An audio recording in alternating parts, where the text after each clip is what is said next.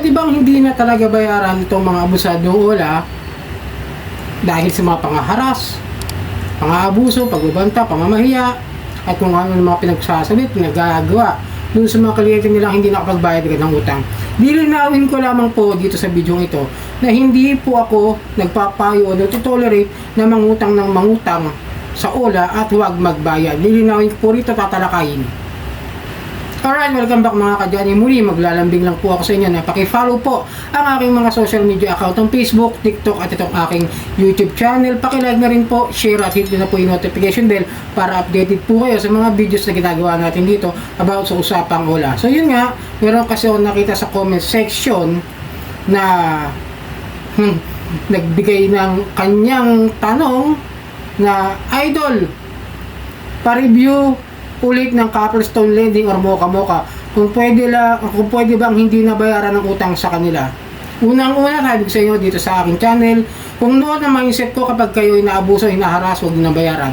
Well, the general rule of life, ang utang ay utang, dapat bayaran. Kahit saan natin balik na rin, kung tayo ng utang, dapat nating bayaran yung perang nahiram natin o yung ating inutang, okay?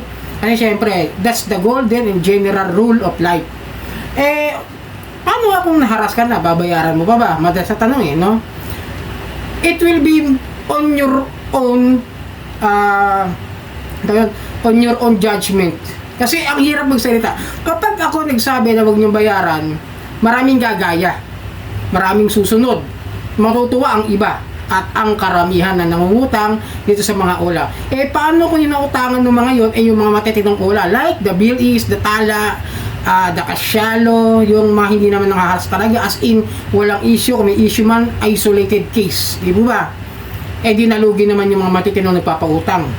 Hindi ko naman kasi nila lahat I don't generalize the OLA lahat as the same na ginagawa ng mga abusado like itong Copperstone. Kasi itong si Copperstone, sinabi ko naman sa inyo noon last year, may ginawa na akong video na na-revoke naman talaga sila April 25 2024, almost a year na. Pero by the update nitong huli nung March 18, nagulat na lang ako at yun na, nakabalik po sa list of recorded online lending platform itong Copperstone Lending.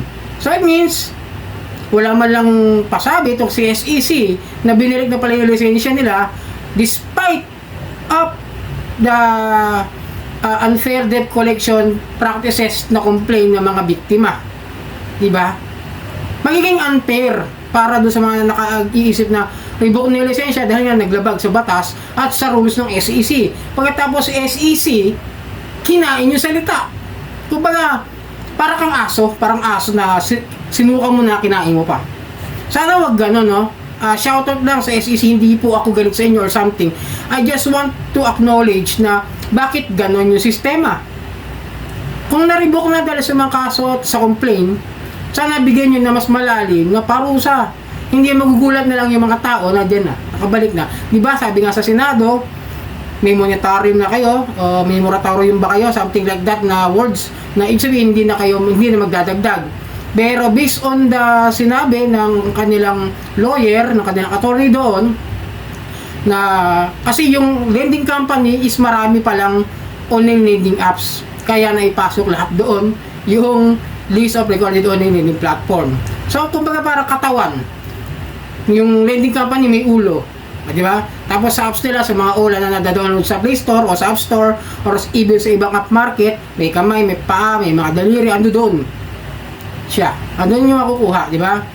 Ngayon kung di nyo mabayaran yung mga yan, is para sa akin nagiging talamak yung mga tao na mangungutang dyan sa mga OLA at hindi na magbabayad. In equal to that, nagiging karamihan sa mga nangungutang tinatawag ng OLA farmer, na which is ayaw na ayaw ko. Kasi para sa akin ang tinuturo ko sa inyo is karunungan about sa mga legal na bagay at sa mga karapatan ng pantao. Kahit sabihin mong tarantado o abusado yung OLA na yan, they have the rights naman na maningil ng utang, pero sa tamang paraan sana. Pero dahil sa ginagawa nila, kaya sila hindi binabayaran. Pero kung tayo magiging kagaya ng OLA, maging abusado rin tayo na lahat uutangan natin at hindi babayaran, that's against ako. Okay? Actually, nangungutang din kami. Kami mga OLA reviewer, nangungutang din kami sa OLA, binabayaran namin. But the problem with that, I have an experience doon sa isang OLA na wala sa registered ng SEC.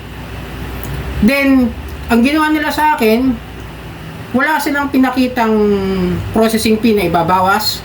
Hindi ko sinabi hindi ko binabayaran to, hindi ko babayaran. Babayaran ko pa rin, pero ang babalik ko sa kanila ay kung ano lang yung ibinigay nila sa akin.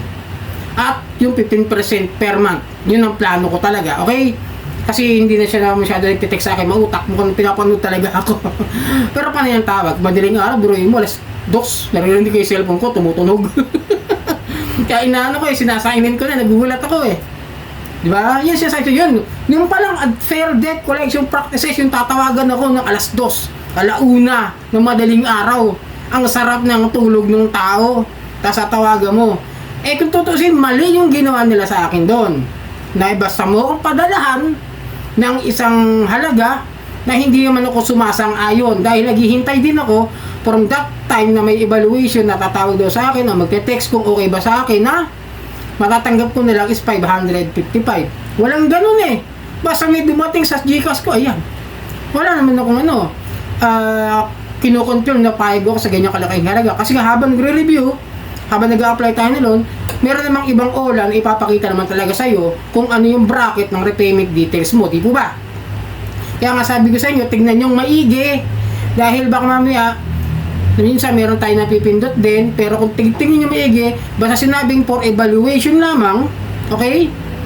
At wala naman sinabing approve kayo, o sinabing approve talaga kayo, o pinakita yung repayment details nyo, tapos bigla na lang nagpadala, no, walang abisong ganon, may laban tayo na ibalik na lang natin yung pera.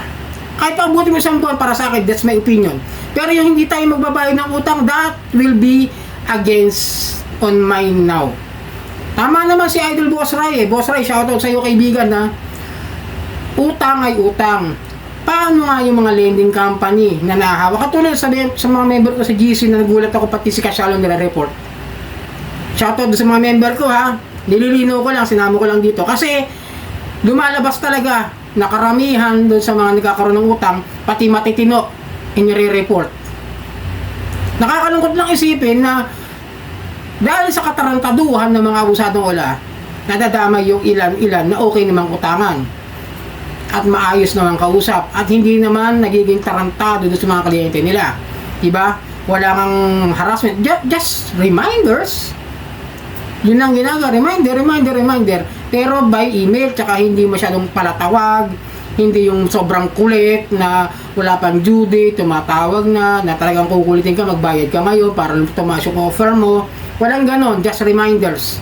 Email, text, ganun lang. Tapos, bihira pa sa patak ng ulan, siguro mga 2 beses lang re-remind. Okay naman yung ganyang uli. Diba?